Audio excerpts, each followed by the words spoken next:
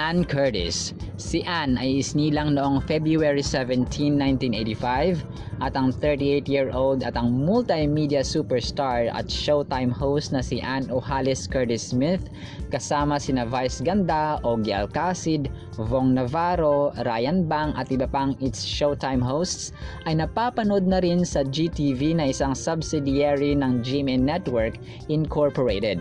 Ngunit para sa mother of one at award-winning actress sa isang comeback lamang sa GMA ang nangyari dahil lumabas na siya sa mga kapuso shows noong kabataan niya. Ang unang appearance niya sa TV ay sa drama series na Ikaw na Sana. Naging bahagi rin siya ng teen-oriented show ng TGIS at mula 1998 hanggang 2003, nagkaroon siya ng mga minor at supporting roles sa mga pelikula gaya ng Honey, My Love So Sweet kasama sina Dingdong Dantes, Anthony Toss, Sunshine Dizon taong 1999.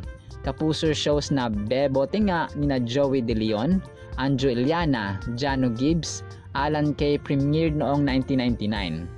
Ana Karenina kasama sina Anthony Toss, Sunshine Dizon, Kim De Los Santos, Tanya Garcia, Dingdong Dantes taong 1996 bilang original cast.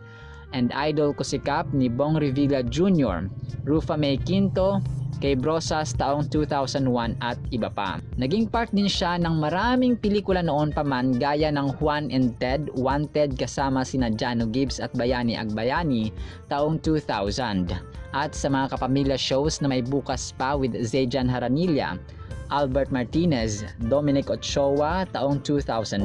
Napanood din natin siya sa 1997 film na Magic Kingdom, Ang Alamat ng Damortis. Alam mo ba na sa father's side ng Unkabogable Star ay meron silang half-sister na si Claire na 4 months old lamang ay namatay noong 2007 dahil sa cardiovascular disease. Ang Filipino-Australian model, actress at iba pang host ng H Showtime ay dumalo sa katatapos lamang na 2023 GMA Gala Night kung saan si Ann ang nanalong Front Row Lux Royalty Award, sinasabing gathering of brightest stars sa Kapuso Network. Ryan Bang. Sa Korean ay may totoong pangalan na Bang Hyun-sung at isinilang noong June 16, 1991. Sa lahat ng Showtime hosts, siya lang muna ang nagkaroon ng pagkakataong makapag-guest sa comedy gag show na Bubble Gang na ngayon ay 28 years na sa pagpapatawa tuwing Sunday sa GMA Network. Maliban sa hosting, si Ryan ay isang natural na comedian, actor at gumagawa rin ng vlogs. Matatandaang nagsimula siya bilang contestant sa Philippine reality show na Pinoy Big Brother, Teen Clash noong taong 2010, kung saan he finished bilang first runner-up after ng winner na si James Reid. Si Ryan ay naging parte ng maraming pelikula gaya ng Kimidora and the Temple of Kieme taong 2012 kasama si Eugene Domingo, Beauty and the Bestie noong 2015 kasama si Vice Ganda, Coco Martin, James Reid at Nadine Lustre. Fantastica taong 2018 kasama ulit si Vice Ganda, Richard Gutierrez, Dingdong Dantes. My Rebound Girl kasama si Alex Gonzaga, Joseph Marco, Luis Manzano taong 2016. My Ex and Wise kasama sina Liza Soberano at Enrique Hill taong 2017. Mommy Issues kasama sina Pokwang, Su Ramirez, Jerome Ponce, Gloria Diaz taong 2021. Love is Colorblind kasama sina Bel Mariano at Donnie Pangilinan, Yula Valdez taong 2021, and many others. Sa kanyang pag-guest sa longest running sketch comedy program sa Philippine television na Bubble Gang, ay nag-transform din siya sa isa sa mga One Piece characters along with the rest of the crew na bumagay talaga sa kanyang personality. Boy Abunda, isinilang sa Borongan Eastern Samar noong October 29, 1955 at may tunay na pangalang Eugenio Boy Romerica Abunda Jr. at matapos ang mahigit 2 dekada, nagbabalik sa GMA Network ang tinaguriang King of Talk. Sa isang grand welcoming event, formal na pumirma ng kontrata sa GMA ang premyadong TV personality noong December 15, 2022, kasama ang ilang executives ng GMA Network. Ilan sa mga tumatak na programa ni Boy noon sa GMA ay ang showbiz-oriented talk shows na Show and Tell at Star Talk noong 1994 hanggang 1999. Nag-uumapaw ang pasasalamat ni Boy Abunda sa network for the another opportunity. Nangako siya na ibibigay niya ang kanyang best para sa Kapuso Network.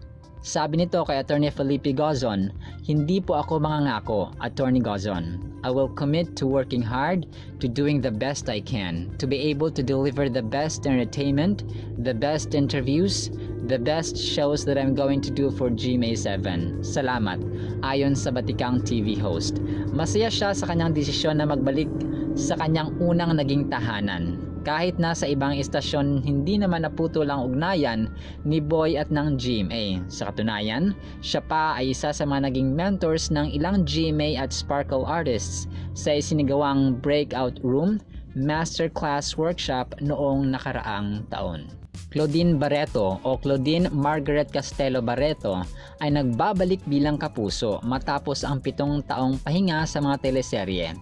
Bida ngayon ang versatile actress sa pinakabagong collaboration series ng GMA Network at Regal Entertainment na Lovers Liars, kasama sina Yasser Mata, Christian Vasquez, Shaira Diaz at iba pa.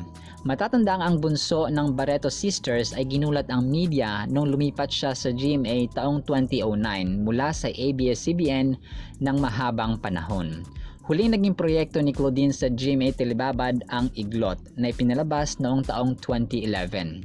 Ang batikang aktres ay nasilayan noon sa youth-oriented variety show na Ang TV at naging mainstay sa maraming sitcoms including Home Alone Dariles with late King Comedy Dolphy, Okie Dokie Doc with Aga Mulak at Palibhasa Lalaki ni na Richard Gomez, Joey Marquez.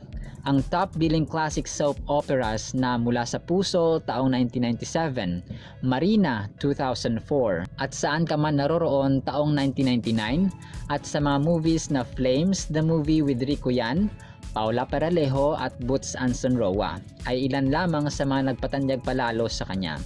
Ipinanak siya noong July 20, 1979. Si Miss Claudine ay na-discover ng talent manager na si Douglas Quijano noong 1992. Joros Gamboa o John Ross Sanchez Gamboa ay isinilang noong November 28, 1984. Siya ay unang sumikat ng maging second runner-up sa first season ng Star Circle Quest sa Kapamilya Network taong 2004. Ayon sa aktor, siya ay nagpapasalamat sa Kapuso Network dahil sa oportunidad na ibinigay sa kanya para maging parte ng The Missing Husband na isang afternoon drama series sa GMA7.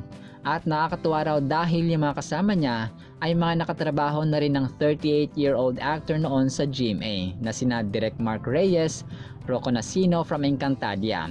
Nagsimula siyang gumawa ng mga proyekto sa GMA7 noong 2007 at ang pinakauna niyang show ay ang First Time na pinagbibidahan ni Barbie Forteza, Joshua Junicio at Jake Vargas.